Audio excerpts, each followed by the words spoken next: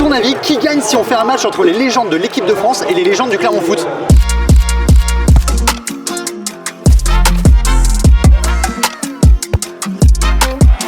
Franchement, je pensais pas voir un jour Emmanuel Petit, Franck Leboeuf ou encore Robert Pires jouer ici au Gabriel Montpied. C'est assez stylé, on va pas se mentir. Je suis content qu'il se soit sauvé, une extrémiste en fin de saison. C'est pas fait. C'est un club qui a une jeune histoire et je pense qu'ils n'étaient peut-être pas programmés pour être en Ligue 1 aussi rapidement. Je leur souhaite vraiment du courage et surtout du talent pour se maintenir et éventuellement peut-être un jour remonter en Ligue 1. Non, très beau club. Non, c'est un club qui laisse pas indifférent. Voilà, c'est un club qui compte pour tout le monde. Ça a servi de tremplin pour certains. Il y a que des bonnes zones ici. Cette année, c'est les 30 ans du Stade Montpied et c'est les 35 ans du Clermont Foot. Alors pour fêter ça, le Clermont Foot a décidé de faire revenir ses anciens au stade face à l'équipe de France des légendes.